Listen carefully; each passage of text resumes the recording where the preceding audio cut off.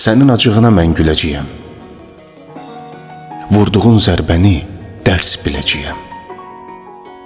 Deyirdin mən səndən tez öləcəyəm. Tutmusan sözünü, çıxıb getmisən. Qəmli dayanma çalış, əksinə susma danış. Sil gözün yaşını, dəyməz ona. Ona sən nələr etdin, ömrünü hədər etdin. Ağrıtma başını, dəyməz ona. O ki səni incidir, o ürəyi parçala böl getsin.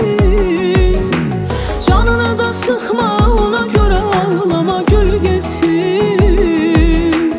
Özün özünə zülm eyləməyindir, faydası yox.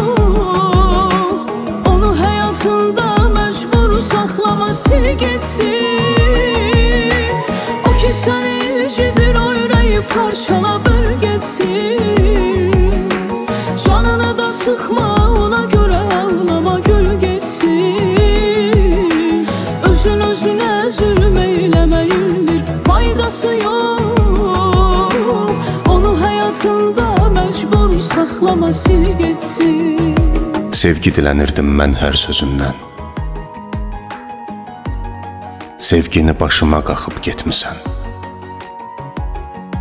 Dünyaya baxırdım sənin gözündən. Dünyamı başıma yıxıb getmisən. Sayəndə yetişdi bu eşqin sonu. Dirildə bilmirəm mən daha onu. Qədrini bilən isə Geymisən əyninə ayrılıq donu. Qüruru qoluna taxıb getmisən. olsun, çox sevsin. Günahkar ömrümdə savab kimiydin. Hər kəsə uzaq olsun. Hamıya maraqlı kitab kimiydin. Eşqini Qıyıb içmədiyim şərab kimiydin. Başqa badələrə axıb getmisən.